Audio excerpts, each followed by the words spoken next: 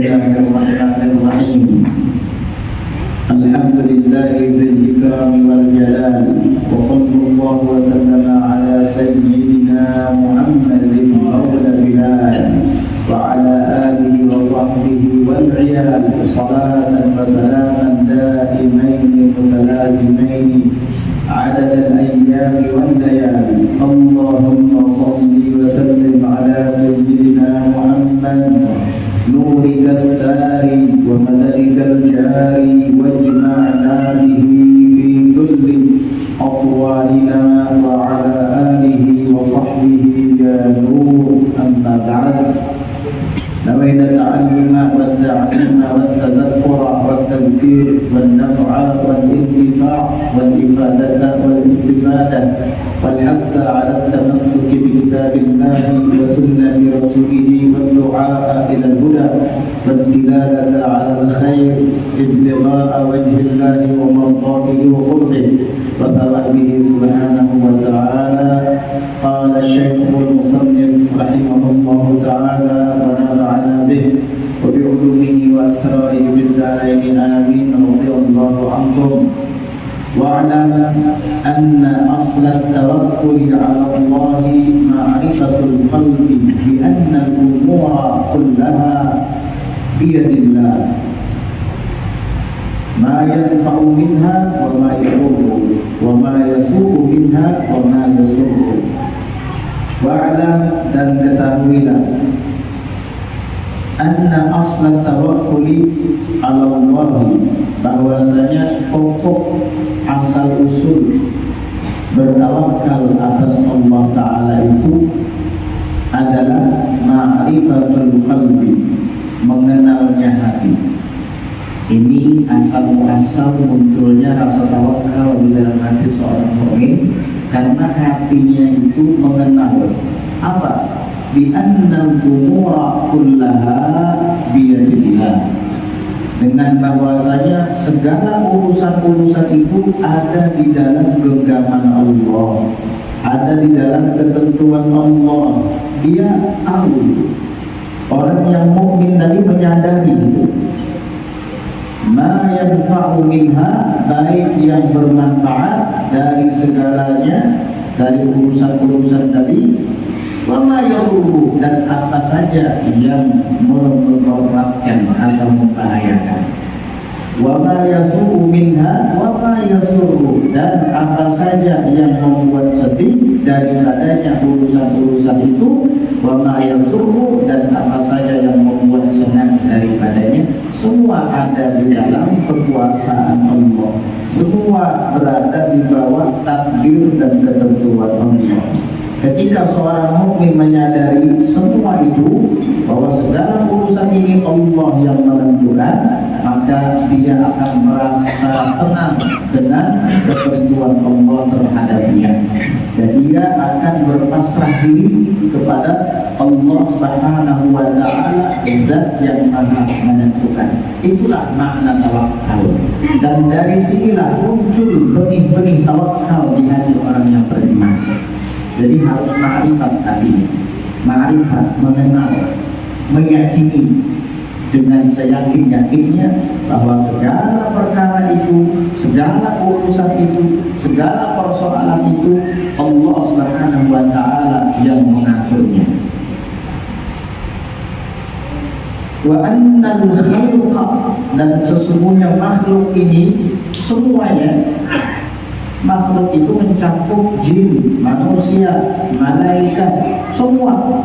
Lawidama kulluhum, jikalau berkumpul mereka itu seluruhnya, ala ayyanfa'uhu bi syai'in, atas bahwa mereka akan memberikan manfaat kepada dia dengan sesuatu pun, lam yanfa'uhu, tentu mereka tidak akan bisa memberikan manfaat itu kepadanya, illa bi syai'in, melainkan dengan sesuatu qad katabahu Allahu lah, yang sungguh telah ditakdirkan akan dia oleh Allah Ta'ala lahu baginya. Jadi kalau ada makhluk seluruhnya berkumpul ingin memberikan bantuan kepada kita, mereka tidak akan bisa membantu kita kecuali dengan yang sudah ditakdirkan oleh Allah.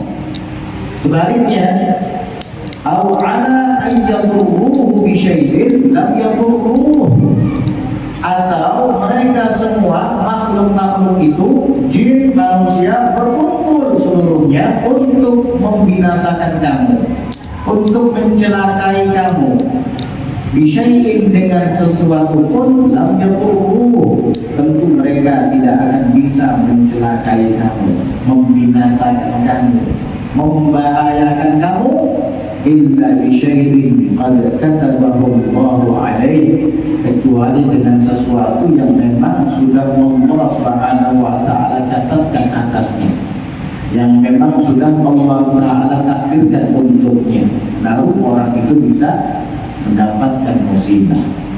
Kalau Allah tidak menentukan musibah itu menimpanya, walaupun semua makhluk di muka bumi ini dikumpulkan oleh Allah Subhanahu wa taala untuk mencelakainya, tentu mereka tidak akan bisa mencelakainya.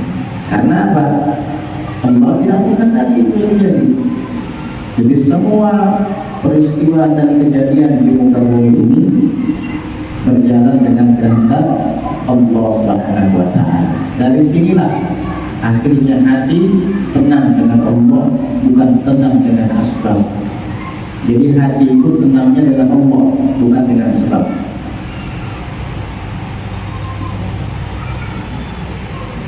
Wa yushtaratu lisihhatit tawakkul, dan disyaratkan untuk sahnya bertawakal, alla ta'siyallaha bisababihi, hendaknya engkau tidak bermaksiat kepada Allah dengan sebabnya tawakal tadi. Jangan sampai tawakal dijadikan alasan untuk bermaksiat kepada Allah. Tidak boleh. Kalau seandainya kamu memiliki tanggungan istri dan anak yang harus dinafkahi, lalu kamu tidak bekerja dengan alasan bertawakal, ini salah. Dan itu sama saja kamu bermaksiat kepada Allah. Kenapa? Karena telah menelantarkan anak dan istrimu, engkau biarkan mereka kelaparan, sementara kamu beralasan tawakal. Gak bisa seperti itu. Udahlah, semua rezeki, ketentuan Allah yang atur, saya diam saja di rumah, tidak usah bekerja. Kalau dapat duit makanan, mungkin dapat, biar kita lapar. Ya lapar kamu. Ini namanya tawakal dijadikan alasan untuk bermaksiat kepada Allah. Atau misalkan terjadi gunung meletus, orang semua lari karena sudah ada erupsi, tanda-tanda bahwa gunung sebentar lagi akan meletus dan goncangannya sekian skala Richter, dahsyat. Berarti ini akan terjadi letusan besar. Ini peringatan dari Allah dan memberi kesempatan kepadamu untuk melarikan diri. Akhirnya banyak orang melarikan diri. Dia gak mau lari karena merasa jadi juru kunci lah, karena merasa gengsi, malu saya lari, saya kan dikenal juru kunci misalnya. Akhirnya berdiam di situ. Tawakal Allah. Salah, bukan tempatnya kamu bertawakal di situ. Kalau memang saya mati kena letusan gunung, ya sudah, saya pasrah. Tapi kalau memang tidak, maka tidak akan terjadi. Salah kamu kayak begitu. Karena apa? Allah sudah beri kesempatan untuk kamu melarikan diri. Buktinya Allah tidak langsung menjadikan gunung itu meletus seketika, melainkan mengeluarkan tanda-tandanya terlebih dahulu. Itulah rahmat Allah kepada makhluk. Tidak langsung membuat gunung itu meletus seketika, tetapi diberikan tanda-tandanya terlebih dahulu supaya apa? Orang-orang yang ingin melarikan diri punya kesempatan supaya tidak terkena letusan tersebut. Ada orang tadi dengan alasan bertawakal, salah. Sama halnya juga ketika terjadi kebakaran di dalam sebuah bangunan, orang semua melarikan diri biar tidak terkena api. Dia malah berdiam. Alasannya tawakal. Salah. Di zaman Sayyidina Umar bin Khattab radhiyallahu anhu wa ardha, di Syam terjadi wabah penyakit yang menular ke situ kemari yang disebut dengan taun. Sehingga Sayyidina Umar bin Khattab menyuruh warga-warga yang masih belum terpapar virus itu untuk segera melarikan diri. Akhirnya ada yang protes kepada Sayyidina Umar bin Khattab dan mengatakan, wahai Amirul Mukminin, bukankah ini adalah takdirnya Allah? Kenapa kita lari dari takdirnya Allah? Tawakal saja sudah. Kalau memang mati karena itu, mati. Akhirnya apa kata Sayyidina Umar? Kamu ini bodoh banget. Innama nafirru minal qadar bilal qadar. Kita ini lari dari takdirnya Allah juga menuju takdirnya Allah. Nah, kita lari dari wabah penyakit itu untuk menuju takdirnya Allah juga. Siapa yang membuat kita lari kalau bukan Allah? Siapa yang membuat kita bisa dan mampu menghindari wabah itu sehingga dapat melarikan diri ke tempat lain kalau bukan takdir Allah? Jadi takdir dilawan dengan takdir, begitu. Akhirnya apa? Barulah mereka paham. Ini yang dimaksud, jangan sampai tawakal dijadikan alasan untuk kamu bermaksiat kepada Allah Ta'ala. Bisa berbihi dengan sebabnya tawakal. Wa anta jitaniba ma nahaka anhu. Dan disyaratkan untuk sahnya tawakal seorang hamba itu, engkau tajtaniba, menghindari ma nahaka anhu, sesuatu yang Allah larang engkau anhu daripadanya. Hindari yang Allah Ta'ala larang tadi. Jangan beralasan tawakal. Wataf'ala ma amaraka bihi, dan engkau tetap melakukan apa yang Allah Ta'ala perintahkan kepadamu dengannya. Mu'tamidan, dalam keadaan bersandar, fi jami'i dzalik, pada semuanya itu, alaihi, atasnya Allah. Wa musta'inan bihi, dan dalam keadaan meminta pertolongan dengannya. Wa muqawwidhan ilaihi, dan menyerahkan diri kepadanya. Artinya segala yang diperintahkan oleh Allah tetap kamu jalankan, dan di sisi lain kamu harus bersandar kepada Allah dan meminta pertolongan serta menyerahkan diri kepadanya. Selesai. Segala ikhtiar, segala asbab kamu tetap lakukan, tetapi kamu jangan terhijab dengan sebab dan ikhtiar itu, melainkan dibalik melakukan itu semua hati kamu tetap hanya kepada Allah. Itu arti tawakal. Yaitu ketika ada seorang sahabat mendengarkan nasihat Nabi tentang tawakal, berpasrah diri kepada Allah, akhirnya dia pulang ke rumah dan kudanya tidak diikat dengan alasan tawakal. Dia lari kudanya. Setelah dia keluar rumah, hilang kudanya. Loh, kenapa? Udah hilang, kata istrinya. Tadi tidak saya ikat. Kenapa tidak diikat? Nabi nyuruh kita tawakal, katanya. Nah, karena saya mengamalkan sabda Nabi, kita diperintahkan tawakal, akhirnya saya pun hanya pasrahkan kepada Allah tanpa diikat. Kata istrinya, lantas apa yang terjadi? Ya, kudanya lari, hilang. Akhirnya diadukan kepada Nabi. Lalu Nabi memanggil orang itu dan menasihatinya. Kamu keliru. Tawakal itu tidak harus menghilangkan ikhtiar. Tawakal itu tidak harus menjauhkan asbab. Salah. Kata Nabi, kamu tetap ikat kudamu. Setelah itu kamu tawakalkan kepada Allah. Itu baru sah tawakalnya. Kudanya diikat, dan itu kamu tinggalkan. Kamu tawakalkan kepada Allah. Saya sudah ikhtiar, saya sudah ikat kuda saya. Selanjutnya, pasrahkan kepada Allah. Kalau memang tidak hilang, kalau memang tidak hilang, ya kuda ini akan tetap ada. Jadi ditaruh di tempat yang aman, lalu kemudian diikat, baru tawakalkan kepada Allah.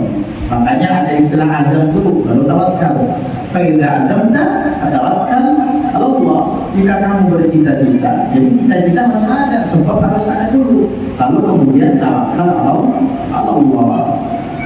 Jadi kamu kerja dulu, ikhtiar dulu mengenai dampak hasil dari usaha dan kerja tadi, itu tawakalkan kepada Allah Ta'ala. Jangan ditinggalkan sebabnya tadi, ikhtiarnya tadi. Itu bukan tawakal namanya.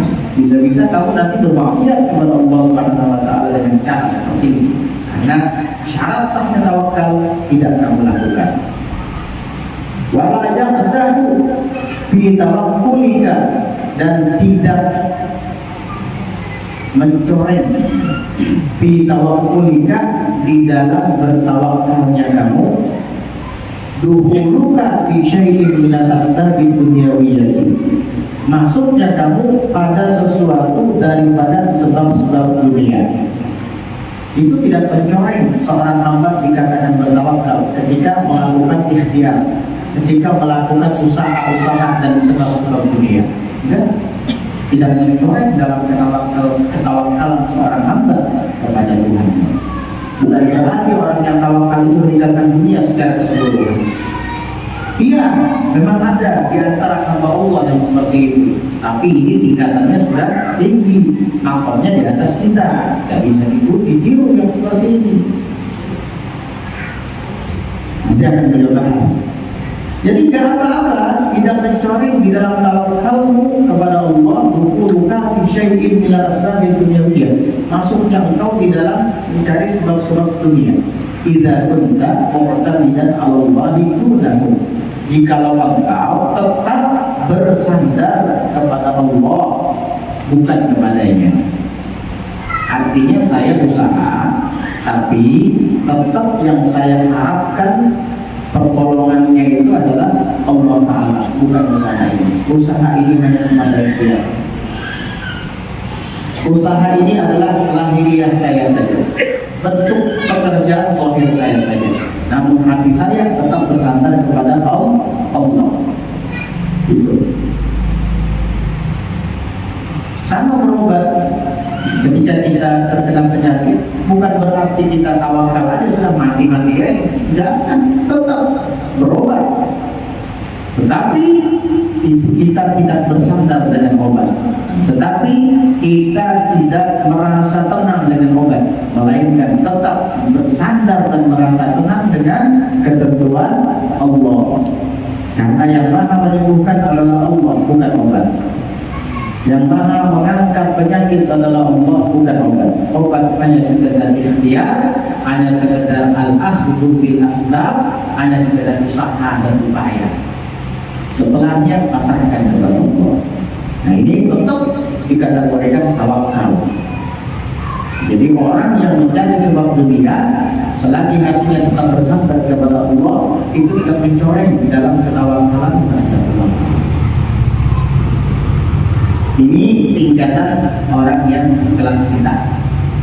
Nah, iya, kata beliau, man sadaqa tawakkuluhu, orang yang jujur ketawakalannya itu sungguh-sungguh, dha'ufa dukhuluhu fil asbabi dunyawiyah, akan terasa lemah masuknya dia di dalam mencari sebab-sebab dunia.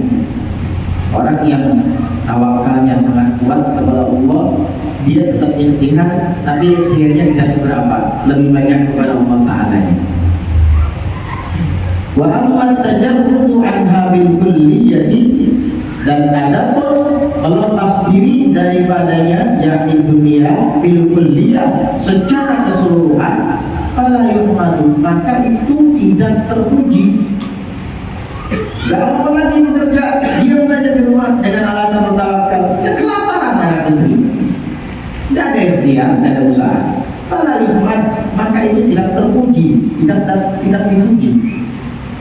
Ya. Illa, kecuali ada yang dikecualikan. Orang ini meninggalkan dunia secara keseluruhan, tetapi tetap terpuji, tidak tercela. Siapa? Illa, kecuali fi haqqi, pada hak man dama iqbaluhu 'ala Allah, orang yang terus-terusan hatinya hatinya menghadap kepada Allah, wa tahura qalbuhu 'anil iltifati ila ghairillah, dan bersih hatinya daripada menoleh kepada selain Allah. Dia selalu menghadap kepada Allah dan hatinya tidak menengok kepada makhluk, hanya kepada Allah. Ini wali namanya kalau sudah seperti ini. Kalau wali, dia langsung bertajarrud anil dunya bil kulliyah, tak apa, karena dia sudah berteman dengan Allah. Apa yang dia ucapkan Allah ridha. Ini yang dimaksud di dalam hadis qudsi, fa idza ahbabtuhu kuntu sam'ahu alladhi yasma'u bih, wa basarahu alladhi yubsiru bih, wa yadahu allati yabtishu biha, wa rijluhu allati yamshi biha. Kalau saya sudah cinta kepada hamba, kata Allah, aku akan menjadi penglihatan yang dengannya ia melihat, aku akan menjadi pendengaran yang dengannya ia mendengar, aku akan menjadi tangan yang dengannya ia menyentuh, dan kaki yang dengannya ia berjalan. Wa idza sta'adzani lau'idanna. Jikalau dia minta perlindungan kepada aku lindungi, kata Allah. Walakin sa'alani ta'u'tiyanna, dan jikalau ia meminta kepada saya permintaan, aku akan berikan. Kalau kamu sudah sampai ke derajat ini, ahlan wa sahlan. Tapi kalau masih simpang siur kayak sekarang ini, kadang semangat ibadah, kadang tidak semangat, jangan berani meninggalkan dunia secara kuliah keseluruhan, tetapi ikhtiar kita. Nah, ini kelasnya beda lagi. Orang ini, hamba ini, hatinya selalu menghadap kepada Allah dan tidak menoleh kepada makhluk. Nah ini kalau sudah seperti ini, silakan kamu meninggalkan dunia secara keseluruhan. Dan itu tidak dibuat-buat, memang hatinya sudah seperti itu. Pemberian daripada Allah Subhanahu wa taala. Nah, ini pertama, pada hak orang yang hatinya selalu menghadap kepada Allah dan bersih daripada menoleh kepada dunia, walau yudhayyi', dan ia tidak menelantarkan bisababihi, dengan sebab tawakalnya tadi, manhum, orang-orang yang mereka itu iyalun alaihi, memerlukan kepadanya. Maksudnya memerlukan tanggungan nafkahnya, anaknya, istrinya, tidak terlantar dengan dia bertawakal tadi. Nah, mereka itu orang-orang yang memerlukan kepadanya min khalqillah, dari makhluk-makhluk Allah, yaitu tadi istrinya, anaknya, jika dia punya binatang piaraan, burungnya misalnya, kambingnya atau kudanya. Nah ini tidak terlantar dengan dia bertawakal tadi kepada Allah Subhanahu wa taala, silakan. Tapi kalau seandainya kamu alasan tawakal kepada Allah lalu tidak mau bekerja mencari dunia, namun itu membuat orang-orang yang wajib kamu nafkahi terlantar, kamu berdosa. Kenapa? Qala Rasulullah sallallahu alaihi wasallam, Rasulullah sallallahu alaihi wasallam bersabda, kafa bil mar'i ithman, cukup dengan seseorang itu dosa. Apa? Ayyudhi'a an yaqul, bahwa ia menelantarkan orang yang dia tanggung, orang yang dia tanggung nafkahnya, anaknya, istrinya kelaparan, burungnya kelaparan, kambingnya kelaparan. Kenapa? Dia tidak bekerja, dia hanya duduk dengan alasan bertawakal. Ini salah, ini keliru, ini tidak memenuhi syarat tawakal kepada Allah. Banyak macam-macam modus dan gambarannya atau contohnya. Ada juga yang kadang-kadang beralasan tawakal kepada Allah dengan berdakwah. Pergi berdakwah meninggalkan anak istrinya sampai 40 hari, bahkan sampai setahun lebih. Akhirnya anak istrinya kelaparan, nggak bisa makan, hutang situ kemari, kasihan. Alhamdulillah. Ini keliru, salah. Kamu dakwah niatnya baik, anak istri ditelantarkan, akhirnya perginya kamu meninggalkan mereka, itu adalah tadyiq man ya'ul, menelantarkan orang-orang yang wajib ditanggung. Dosa. Mending dakwahi anak istrimu saja di rumah, daripada kamu pergi 40 hari, setahun atau lebih, anak istrimu kelaparan. Nah, lain halnya kalau memang kamu bekali selama kamu pergi Kamu kasih uang 10 juta misalnya untuk keperluan dia, kamu beli beras yang belek, kamu kasih bekal, silahkan. Tapi kalau ditinggalkan dengan alasan tawakal Allah, salah kamu. Lain halnya jika makamnya tinggi, wali misalnya, nabi misalnya, seperti halnya Nabi Ibrahim meninggalkan Siti Hajar dan putranya Ismail di wadin ghairi dzi zar'in, di lembah yang ada tidak ada tumbuhannya, tandus. Ini tawakal Nabi Ibrahim, dia tahu sendiri. Ketika dilemparkan ke api saja Nabi Ibrahim enggak takut, bahkan malaikat Jibril menawarkan bantuan ditolak. Ayo minta, mau minta bantuan apa? Bantuan apa wahai Ibrahim? Minta sama saya bantuan apa? Ada perlu? Saya akan bantu. Amma ilaika pada kalau kepada kamu wahai Jibril, aku tidak perlu apa-apa, kata Nabi Ibrahim. Adapun Allah Taala, iya apa kata beliau? Ilmuhu bihali yughnini an su'ali. Dia tahu dengan keadaan saya tidak perlu minta. Hasbunallahu wa ni'mal wakil, cukup Allah Taala yang jadi kewakilan. Allah tahu kalau saya sekarang bagaimana. Itu ketika beliau melayang di udara mencapai ke api, berkat tawakalnya api tidak membakar beliau. Lagi-lagi beliau menempatkan Siti Hajar dan putranya Ismail yang masih bayi di mana?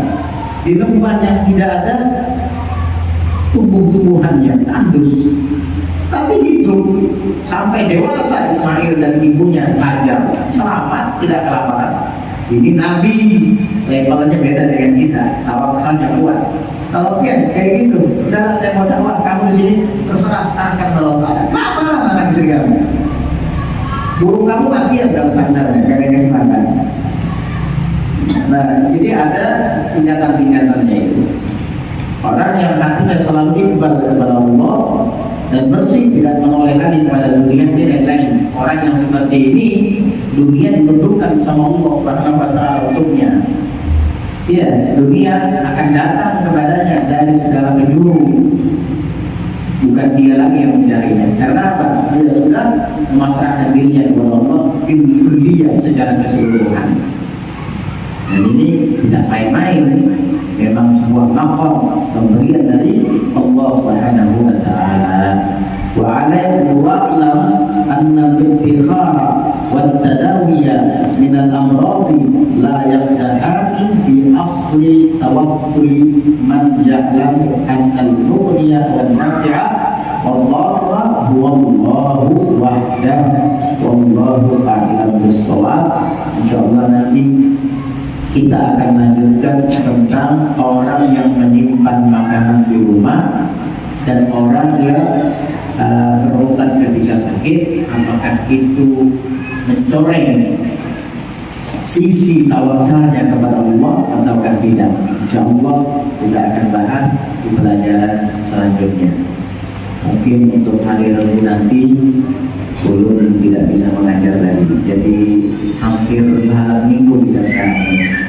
Kemarin itu mengantar keluarga ke bandara yang kemarin datang ke sini, sehingga tidak bisa mengisi majelis. Hari ini alhamdulillah bisa. Kalau nanti kayaknya juga belum bisa, karena besok insya Allah belum mau pergi ke Jakarta menghadiri acara pertemuan alumni Abdul Maut se-Indonesia, alumni sekolah khususnya. Insya Allah akan dihadiri oleh guru kita Habib Ali Zainal Abidin Al-Jufri dan Habib Kabri bin Ja'far Segaf, juga dua orang putra guru yang kita Habib Umar bin Habib, yaitu Sayyid Salim bin Habib Umar bin Habib dan Sayyid Hamid dan Habib Umar bin Muhammad bin Sa'id bin Habib, sekalian berkunjung ke tempat pertemuan. Jadi mungkin 1 mingguan di sana. Besok berangkat, Rabunya itu pulang 6 hari di sana. Hari Rabunya baru pulang belajar, jadi tidak sempat mengajar. Insya Allah Rabu depannya lagi kita lanjutkan kembali pembacaan kita. Ini ada pertanyaan. Waalaikumsalam. jika ada dua amalan yang berbeda, namun amalan tersebut jika diamalkan harus terlebih dahulu melaksanakan sholat hajat. Pertanyaan dulu, bolehkah dua amalan tersebut dikerjakan tapi hanya dengan satu kali sholat hajat saja? Atau bolehkah melaksanakan sholat hajat dua kali dalam satu malam? Ada orang beramalan tapi amalannya harus didahului dengan sholat hajat. Kebetulan malam itu dia ada hajat yang lain, lalu kemudian dia sholat hajat sekali saja. Sholat hajat untuk dua amalan ini. Sholat hajatnya sekali, yang pertama niatnya untuk mungkin ada hajat, yang kedua niatnya untuk melakukan amalannya tadi. Apakah boleh seperti itu? Ataukah sholat hajatnya saja dua kali untuk hajatnya tadi, dua rakaat apa? Satu kali yang dua rakaat untuk hajatnya tadi, yang dua kalinya dua rakaat lagi untuk amalannya tadi. Jawabnya, sholat hajat itu adalah an-naflul mutlak, sholat sunat mutlak. Jadi dalam satu malam mau dia lakukan sekali, dua kali, tiga kali, 100 kali boleh, tidak apa-apa. Itu bukan sholat witir. Kalau sholat witir ada batasannya, hanya 11 rakaat. Karena sholat witir sholat muakkadah. Nah, kalau sholat hajat itu naflul mutlak, berapa rakaat saja silahkan mau dilakukan, berkali-kali tidak apa-apa. Sholat sunat mutlak tidak ada batasan. Makanya sholat sunat mutlak itu sebisa kita melakukan silahkan. Sayyidina Ali Zainal Abidin sampai 1000 rakaat setiap malam. Dan sholat apa itu ya? Kan sholat ba'da isya hanya 2 rakaat dan sholat witir hanya 11 rakaat. Kok 1000 rakaat? Sholat apa itu? Ya, itu nafil mutlak namanya, sholat sunat mutlak. Karena nafil mutlak itu tidak terbatas. Di dalam hadis Rasulullah SAW bersabda, "As-salatu khairu mawdhi'in, faman syaa'a falyastakthir wa man syaa'a falyastaqlil." Salat itu adalah sebaik-baik tempat bagi hamba untuk mendekat dengan Tuhannya. Maka jika ia ingin memperbanyak, silahkan. Jika ia ingin hanya melakukan sedikit saja, silahkan. Jadi tidak ada batasannya salat sunat mutlak. Nah, sembahyang hajat itu adalah salat sunat mutlak. Kalau dia ingin melakukannya 2 kali, yang sekali untuk hajat dan sekali untuk amalan, silahkan. Mau ditambahkan lagi 3 kali, silahkan. Mau 100 kali, silahkan. Kalau sekali aja mau misalnya sekaligus untuk hajatnya dan sekaligus untuk amalannya, juga tidak apa-apa, tidak ada masalah. Kalau salat sunat mutlak itu. Bagaimana ibadah dan pahala seseorang yang sholat 5 waktu dan sering ke majelis, akan tetapi pekerjaannya menjual barang haram? Sudah sering kita bahas ini. Ini kalau diibaratkan dengan orang yang mengisi tong, mengisi air, dia susah payah ngambil air dari sumur untuk mengisi tandon di rumahnya. Dia isi pergi ke sumur, dia ambil, dia menciduk air di sumur, menimba air di sumur. Setelah itu dia isi tandon di rumahnya sampai penuh. Begitu penuh, dia bolongi. Akhirnya apa? Terbuang airnya. Ngisi lagi, bolong lagi, hilang lagi. Jadi apa? Tekor, bangkrut. Ya, sudah capek-capek ngumpulin air, sudah terkumpul, dibolongi tandonnya, miris, nggak nampung apa-apa, nol, rugi. Lagi pula majelis ilmu itu dihadiri untuk supaya kita mendengarkan ilmu-ilmu yang disampaikan lalu diamalkan.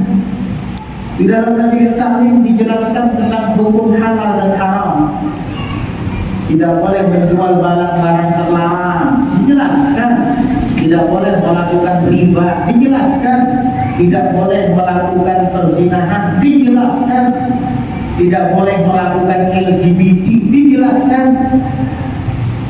Dia mendengarkan, setelah pulang, kenapa kita melakukan? Akan dipertemukan di hadapan Allah Subhanahu wa Ta'ala. taklim dan kami mendengarkan hukum yang disampaikan, kenapa ilmu tidak diamalkan? Fa'alimun bi'ilmihi lam ya'malan mu'adzabun min qabli 'ubadil badan. Orang yang mengetahui ilmu tetapi tidak mengamalkan ilmunya, dia akan diazab di hari kiamat sebelum para penyembah-penyembah berhala diazab. Ini yang belum ada. Asyaddun nasi adaban yaumal qiyamah alimun lam yanfa'hullahu bi'ilmi.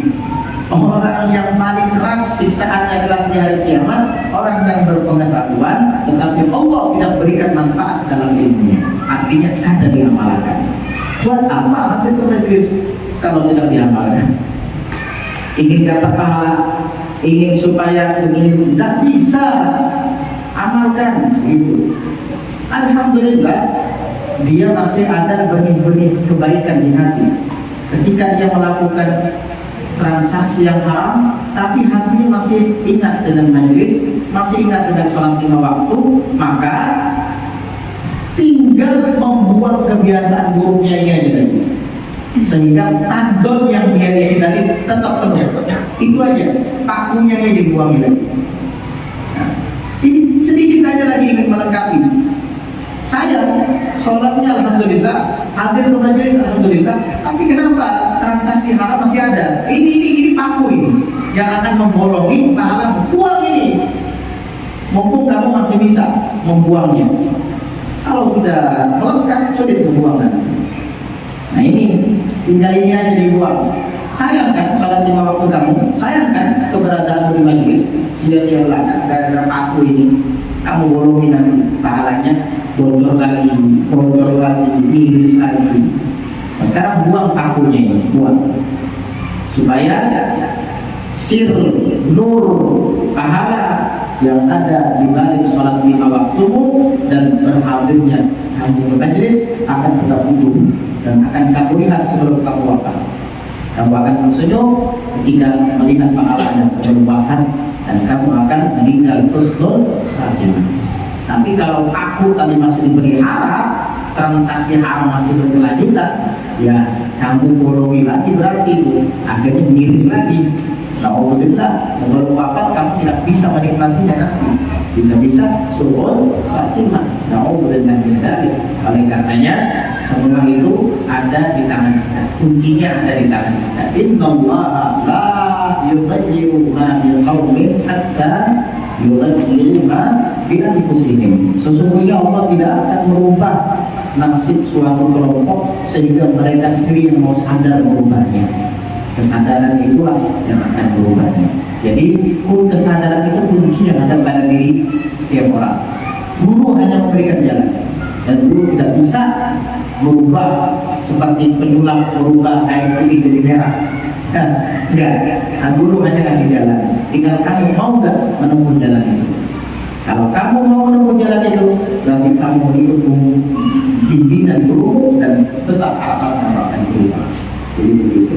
Mudah-mudahan Allah Subhanahu wa taala berikan hidayahnya dan taufiknya kepada kita semuanya sehingga kita selalu berada di jalan yang benar dan menjauhkan diri dari kebatilan. Amin. Allahumma amin.